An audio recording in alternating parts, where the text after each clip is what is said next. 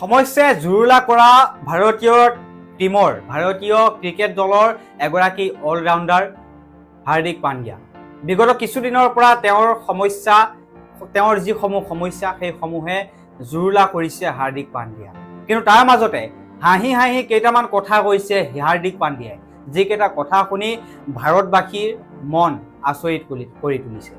হাৰ্দিক পাণ্ডিয়া এটা জটিল সময়ত আছে বৰ্তমান সময়ছোৱাত, আৰু বিগত IPL ছিজনটোত তেওঁৰ এটা অতিকৈ জটিল সময় চলিছে। আৰু তাৰ পাছত ভাৰতীয় যি T20 বিশ্বকাপ, সেই T20 বিশ্বকাপ জয়ৰ সময়ত হাৰ্দিক পাণ্ডিয়াৰ বহুখিনি অৱদান আছে এগৰাকী হাৰ্দিক পাণ্ডিয়া। কিন্তু এই মুহূৰ্তত হাৰ্দিক পাণ্ডিয়াৰ বিষয়ে এনে এটা খবৰ আহিছে, যিটো খবৰে সকলোকে আচৰিত কৰি তুলিছে। হয় দৰ্শক, সমস্যাই জুৰুলা কৰা হাৰ্দিকে হাঁহি হাঁহি কেইটামান কথা কৈ গ'ল, যিকেইটা কথা শুনিলে আপুনিও আচৰিত হৈ পৰিব। গৌতম গম্ভীৰৰ নেতৃত্বত অহাৰ পাছতেই ভাৰতীয় দল অহাৰ পাছতেই হাৰ্দিক পাণ্ডিয়াৰ কেপ্টেইন হ'ব বুলি সকলোৱে ভাবি আছিল বা সকলোৱে ধাৰণা কৰি আছিল, কিন্তু সেয়া নহ'ল।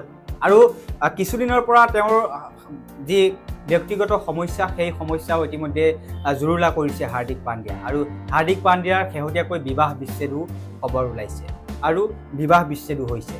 আৰু এই মুহূৰ্তত হাৰ্দিক পাণ্ডিয়াৰ কেইটামান কথা কৈছে, আৰু সেইসমূহ আমি জনোৱাৰ চেষ্টা কৰিম। আৰু আপোনাক স্বাগতম জনাইছোঁ INA নিউজ আছামলৈ। আৰু চেনেলটোত যদি নতুনকৈ আহিছে তেনেহ'লে ছাবস্ক্ৰাইব কৰি ল'ব, এনেধৰণৰ খবৰসমূহ পাই থাকিব পাৰে। মই সদায় 1 নম্বৰত থাকিব বিচাৰোঁ। সমস্যাই জুৰুলা কৰা হাৰ্দিকে হাঁহি হাঁহি কিয় ক'লে এনেকৈ? গৌতম গম্ভীৰে টীম ইণ্ডিয়াৰ মুখ্য প্ৰশিক্ষকৰ দায়িত্ব গ্ৰহণ কৰাৰ পাছতে T20 ফৰ্মেটৰ অধিনায়কৰ দায়িত্ব হাৰ্দিক পাণ্ডিয়াৰ পৰা আঁতৰাই প্ৰদান কৰা হ'ল সূৰ্য কুমাৰ যাদৱক। এই বিষয়টোক লৈ যথেষ্ট চৰ্চা হৈছিল। বিশ্বকাপ 24ত উন্নত প্ৰদৰ্শন কৰাৰ পাছতো কিয় অধিনায়কৰ দায়িত্ব পাণ্ডিয়াৰ কান্ধৰ পৰা আঁতৰাই নিয়া হ'ল, তাক লৈ বহুজনে প্ৰশ্ন কৰিছে। ইফালে বহুতে এয়া সঠিক আৰু শুদ্ধ সিদ্ধান্ত বুলিও মত প্ৰকাশ কৰিছে।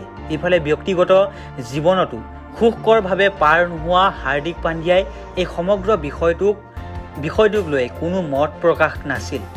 কিন্তু শেহতীয়াকৈ টীম ইণ্ডিয়াৰ ক্ৰিকেটাৰগৰাকীয়ে এক অনুষ্ঠানত এই বিষয়টোৰ মুখনি মাৰিলে। ক্ৰিকেটাৰগৰাকীয়ে পোনপটীয়াকৈ এই সংক্ৰান্তত সোধা প্ৰশ্নৰ উত্তৰ নিদিলেও আওপকীয়াকৈ ক'লে যে খেলপথাৰত তিষ্ঠি থাকিবলৈ তেওঁ সকলো সময়তে ফিট। দায়িত্ব পোৱা নোপোৱাৰ কথা নাই, মই সদায় ফিটনেছ তথা খেলক লৈ নম্বৰ 1ত থাকিব বিচাৰোঁ। পাণ্ডিয়াই লগতে কৈছে, ক্ৰিকেট আৰম্ভ কৰোঁতে মই যিমান ফিটনেছক লৈ গুৰুত্ব দিছিলোঁ, বয়স বাঢ়ি যোৱাৰ লগে লগে মই তাতোতকৈ অধিক সময় ফিটনেছত দিছোঁ। গতিকে মোৰ খেল সদায় উন্নত কৰিবলৈ মই চেষ্টা কৰিম। সাংবাদিকে বাৰে বাৰে হাৰ্দিকক অধিনায়কত্বৰ দায়িত্ব আঁতৰোৱাক লৈ প্ৰশ্ন কৰে যদিও এই প্ৰশ্ন কৌশলেৰে এৰাই চলে। উল্লেখ কৰা প্ৰয়োজন যে হাৰ্দিকৰ বৰ্তমান সময় বৰ সুখকৰ নহয়। কেইটামান দিনৰ আগতে পত্নীৰ সৈতে বিবাহ বিচ্ছেদৰ সিদ্ধান্ত ৰাজহুৱাকৈ ঘোষণা কৰিছিল ক্ৰিকেটাৰগৰাকীয়ে।